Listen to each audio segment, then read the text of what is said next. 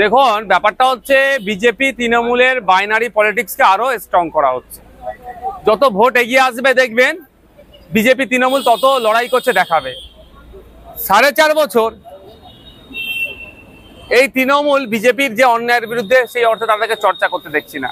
এখন এরা প্রধান বিজেপি বিরোধী দল হয়ে উঠে আসবে, এটা একটা পার্ট আমি মনে করছি, আর কিছুই নয়।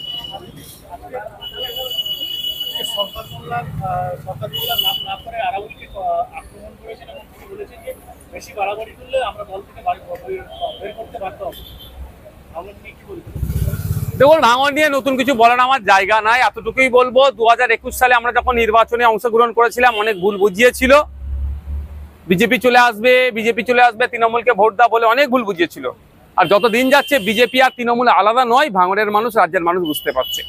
একের পর এক মুসলিম সম্প্রদায়ের উপরে আঘাত নেমে আসছে, শওকত মোল্লা সাহেব চুপ করে আছে। আর ভাঙড়ের মুসলমানকে ভুল বুঝালে হবে? দলিতের উপরে আক্রমণ হচ্ছে, আদিবাসীর উপরে আক্রমণ হচ্ছে, এটা কোনো কথা বলছে না। এটা ভালো করে বুঝে নিয়েছে শওকত সাহেবদেরকে ভাঙড়ের মানুষ রাজ্যের মানুষ জবাব দেবে। সুতরাং সেখানে আরাবুল বা অন্য কেউ ফ্যাক্টর নয়।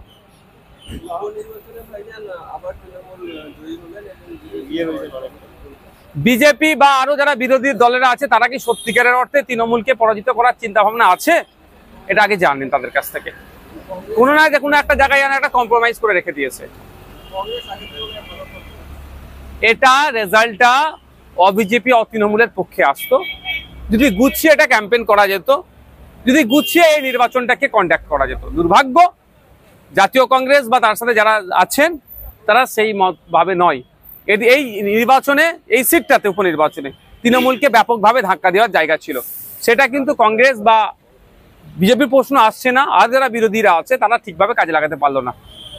আরেকটা বিষয় হচ্ছে পশ্চিমবঙ্গ হিন্দু সনাতনী বলে একটা বিজেপির যারা শীর্ষ নেতৃত্বরা যারা এখন বর্তমানে এই শাসক বিজেপির সঙ্গে ডিটাচ হয়ে আছেন, তারা মিটিং করেছে, ফ্রন্ট থেকে একটা গোপন বৈঠক করেছে। এই বিষয়ে কি বলবেন? একটা উপনির্বাচন দেখুন, একাধিক দল আসতে পারে, তৃণমূল তাদেরকে ফান্ড দিতে পারে, অনেক কিছু হতে পারে, সেটা সময় কথা বলবে। কবে আসবে না আসবে আমি অনেকদিন ধরে শুনছি। যাদবপুরে বিজয়গড়ের ওখানে একটা দল রেজিস্ট্রেশন হয়েছে নতুন, সেও আমরা ইসিআর ওয়েবসাইট থেকে তথ্য পেলাম। এখন ব্যাপারটা হচ্ছে দল আসবে যাবে, বাংলার মানুষের মাইন্ড সেট আপ হয়েছে তৃণমূল আর বিজেপিকে হারাতে হবে, এটা সেট আপ করে নিয়েছে, এটা করবে। আজকে বিধানসভার অন্দরে যে গন্ডগোল হলো সেটা একেবারে তো নজিরবিহীন। দেখলাম যে মার্শাল ইতিমধ্যেই বিধানসভার স্পিকারের পক্ষ থেকে দাবি করা হয়েছে তাদের 14 জন আহত এবং তাদের ছবি প্রকাশ করা হয়েছে। অন্যদিকে বিজেপির পক্ষ থেকে দাবি করা হচ্ছে এর আগে সম্প্রতিকালে এইভাবে চশমা ভাঙচুর, শঙ্কর ঘোষ বলেছে তার চশমা ভেঙে দিয়েছে। এটা নিয়ে বিস্তারিতভাবে কি বলবেন? দেখুন, ওখানে ঠেলাঠেলি হচ্ছিল, বোথ সাইডই ঠেলাঠেলি অ্যাগ্রেসিভ ছিল দেখেছি। তবে শঙ্করবাবু আপনার এতে পড়ে গিয়েছে কি ঠেলে দিয়েছে বলতে পারবো না। আমি মানে হচ্ছে তখন মানে ওটাকে টানা হিচড়া করা হয়েছে, এটা আমি দেখেছি, সেটা বলতে পারবো। তবে এটা হওয়া উচিত না। আমি এতটুকুই বলবো, বিরোধীদের সব থেকে স্ট্রং জোন হচ্ছে ইনসাইড অফ অগস্ট হাউস।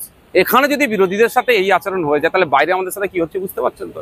এটা হওয়া নয়, মানে বাস্তবিক বলছি, এটা খুবই লজ্জাজনক ঘটনা আজকে পশ্চিমবাংলার ইতিহাসে, ভারতবর্ষের রাজনীতিতে হলো। এটা হওয়া উচিত ছিল না। এটা বলতে চাইছেন যে বিরোধীদের মুখ বন্ধ করার চেষ্টা করা হচ্ছে কোথাও কি? দেখুন, আমি তো বারবার বলে আসছি বিরোধীদের কোনো ফাংশনই দিচ্ছে, পঞ্চায়েত থেকে, সমিতি থেকে, জেলা পরিষদ। এবার আমি বিধায়ক হিসাবে বলছি, বিধায়কের লাইনের ঠিকঠাক টাকা খরচ করতে দিচ্ছে না, ডিস্টার্ব করছে, বিভিন্নভাবে মিথ্যা মামলা দিচ্ছে, তো এটা তার বাইরে নয়। নিয়োগ প্রক্রিয়ার পরে আবার এই স্কুল সার্ভিস কমিশন নিয়োগ প্রক্রিয়া চালাচ্ছেন, তার বিরুদ্ধে চাকরিহারা সংগঠনটা আবার একাংশ আবার হাইকোর্টে। দেখুন, একটা কথা বলি, তৃণমূল কংগ্রেস দুর্নীতি করেছে, দুর্নীতির দায় আজকে 15,004 জন মতো টিচার মাথায় নিয়ে ঘুরছে। এটা কেন ঘুরবে? যারা গ্রুপ বি গ্রুপ সি যারা অন্যায় করেনি তারা কেন এই দায় মাথায় নিয়ে ঘুরবে? রাজ্য সরকারের উচিত যে রিভিউ পিটিশন যেটা করেছে, যারা যোগ্য তারা 1 মাস টাইম চেয়েছে, 1 মাস টাইম দিয়ে রিভিউ পিটিশন সুপ্রিম কোর্টে যেটা চলছে সেখানে সঠিক তথ্য দিয়ে দিও, 22 লক্ষ এমআরসি পাবলিক ডোমেনে দিয়ে দিও, এবং সত্যিকারের অর্থে কজনকে অবৈধ পন্থা অবলম্বন করিয়ে ঢুকিয়েছে তার লিস্টও পাবলিশ করা। Thank you.